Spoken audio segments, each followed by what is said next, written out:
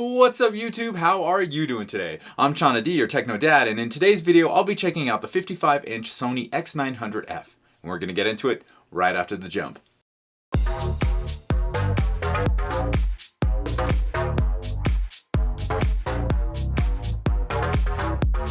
And I'm back. If you're new to the channel, my name is Chana and I'm really into 4K and HDR, and if you want to learn about 4K TVs, Blu-ray players, home theater equipment, and how to get them all working right, you've come to the right place and you should consider subscribing. And don't forget to hit that bell. Alright everyone, today we're going to be looking at the Sony X900F. If you've been with the channel for the past year, you'll know that I picked up the Sony X900E last year, as it was my pick for the best mid-range 4K TV. This year they did make a substantial upgrade to this TV by adding the X1 Extreme chip, which brings Dolby Vision support to the table. This is huge. I paid $1,100 for the 55-inch version of this TV, which is almost full price. And I mainly bought it because I need to test Dolby Vision Profile 5. Which means I can now answer your questions about a 4K player's Dolby Vision support with Sony TVs. So yes, I bought this TV for you. Anyway, I suggested this TV to my friend Brody from Packed Review. If you have a minute, you should check out his tech channel on YouTube. He's got some great information and insight. I'll put a link to his channel down in the description and a card up top. Alright, well that's enough talking. Let's go upstairs and get into the unboxing. Oh yeah.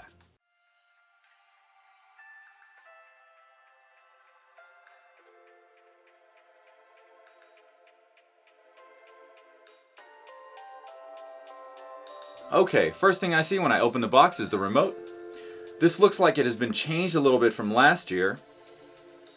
Next we have the 2 feet for the TV, and we get the accompanying screws. We get some literature and an IR blaster.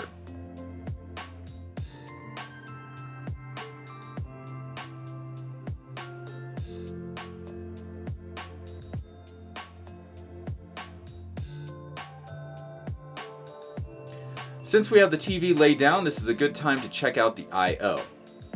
These ports are on the back facing down.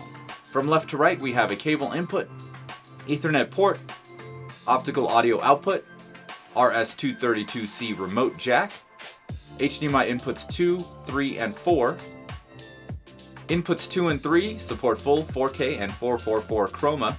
If you have 4K HDR devices, you'll need to use these 2 ports. If you're using an AVR or soundbar and wanting to use the audio return channel, or ARC, you'll need to plug those into HDMI input number 3.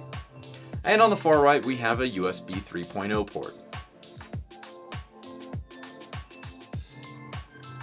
Moving over to the side panel we have HDMI input number 1, 2 more USB ports, IR blaster input, audio or headphone output, and a video input.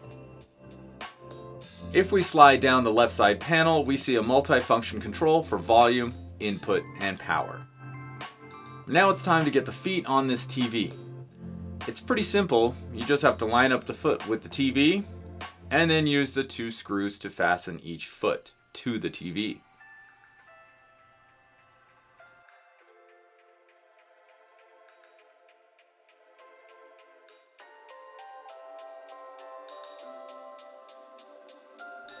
First time setting up, you have to log into your Google account and then let all the apps update. I still don't like the suggested apps section and how you can't move apps around. I will try my hack from last year's video to see if that will work on this TV. So you're probably asking this question, TechnoDad, is this TV that much of an upgrade from last year's X900E? And the quick answer is a big fat yes. The X1 Extreme being implemented into this TV really pushes it into being a premium 4K TV at a mid-range price level.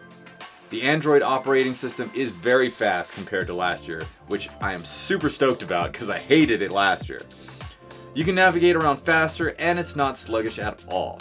Also, the addition of the X1 Extreme chip allows Dolby Vision support. Now this is huge, as Sony now has a TV that supports both Dolby Vision and HDR10, with the 49-inch version of this TV in the budget price range, under $1,000, and this 55-inch and the 65-inch in the mid price tier. 55 is $1,200 and the 65 is $1,600. They do make a 75 and 85-inch version of this TV, and they come in at $2,800 and $4,500 respectively. They also revamped the buttons on the new remote control, and now the button presses do not make a sound. They did in the previous model, and I was always worried I was going to wake up my wife. So, I mean, this is huge. Like, my wife is sleeping, I'm watching TV at like 3 a.m., and now I don't have to be worried about changing the channel, or inputs, or volume, or anything like that, because the button presses do not make a sound, and that I think is really, really huge. Last thing I want to do is wake her up by accident at 3 a.m. or I think I was up to like 4:30 last night. So now you're probably wondering about picture quality, and I'll say that it is really, really good. We've been watching a regular 1080i HD TV show through the Netflix app, and man, the upscaling is fantastic. There's no artifacting. Everything's nice and smooth. I do have motion smoothing pretty much turned off, but if you have it on like very, very little, it looks fantastic. I'm just not into the soap opera effect, so if you guys are, you know, this TV's got some really, really awesome motion handling. I will get into maybe some settings later on down the line in another video, but for now I'll just say that everything I've tossed at the TV looks great.